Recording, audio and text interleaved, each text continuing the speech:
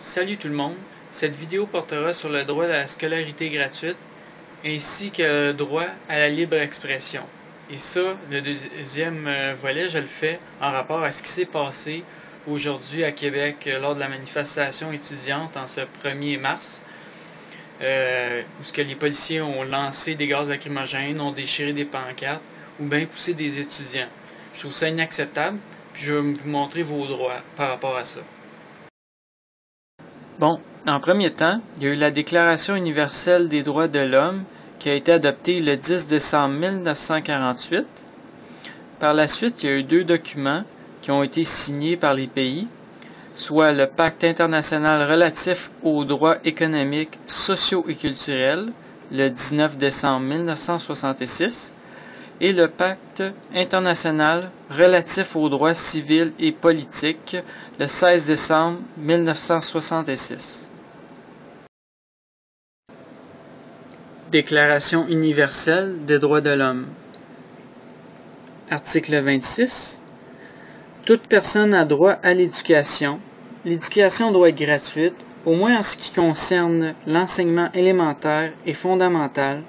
L'enseignement élémentaire est obligatoire. L'enseignement technique et professionnel doit être généralisé. L'accès aux études supplémentaires doit être ouvert en pleine égalité à tous en fonction de leur mérite. Deuxième point, l'éducation doit viser au plein épanouissement de la personnalité humaine et au renforcement du respect des droits de l'homme et des libertés fondamentales.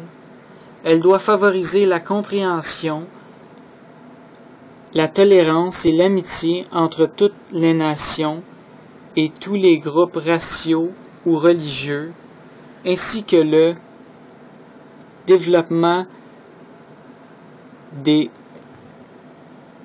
activités des Nations unies pour le maintien de la paix. Deuxième point, l'éducation doit viser au plein épanouissement de la personnalité humaine et au renforcement du respect des droits de l'homme et des libertés fondamentales. Elle doit favoriser la compréhension, la tolérance et l'amitié entre toutes les nations et tous les groupes raciaux ou religieux, ainsi que le développement des activités pour le maintien de la paix. Nous venons de voir dans la Déclaration universelle des droits de l'homme que l'éducation est un droit, ainsi que l'éducation doit être gratuite. Mais nous ne savons pas en détail ce qu'ils veulent dire par qui est un droit et doit être gratuite. Pacte international relatif aux droits économiques, sociaux et culturels. Article 13. Attendez que je m'y rende. Article 13. Point 1. Les États partis au présent pacte reconnaissent le droit de toute personne à l'éducation. Reconnaissent le droit de toute personne à l'éducation.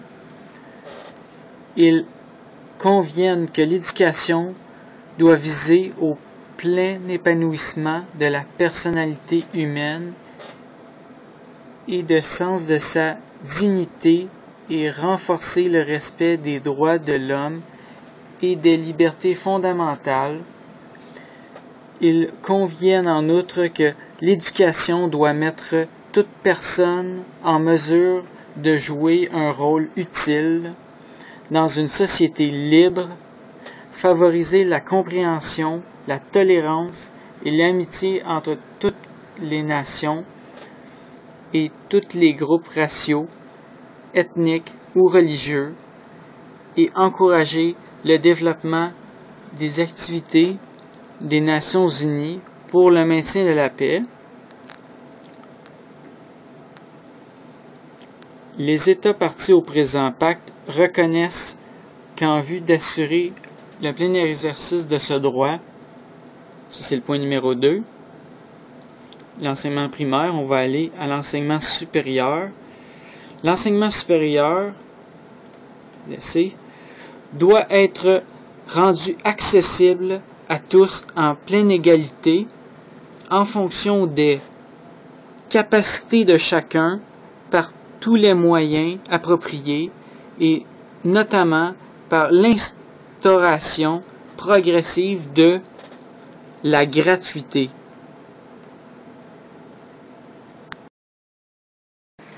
Donc, l'éducation primaire doit être gratuite. L'éducation secondaire doit être généralement accessible. Puis, la haute éducation, comme l'université, doit être progressivement gratuite.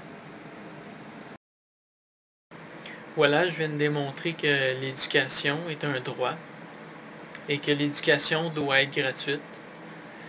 Donc, ceux qui sont contre la hausse des frais de scolarité, c'est votre droit. Je vais vous montrer aussi que vous avez le droit de manifester. Et bien sûr, quand ça se fait pacifiquement. Mais aussi, je veux dire une chose. Ceux qui sont pour la hausse des frais de scolarité, vous êtes en train de brimer un droit de la personne. Pensez-y bien comme il faut. Petite parenthèse pour les personnes qui craignent que l'éducation soit privatisée.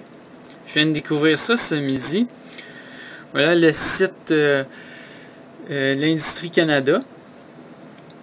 Je viens de découvrir que l'Université de Montréal est enregistrée en tant que compagnie. Université de Montréal, Faculté de l'éducation permanente.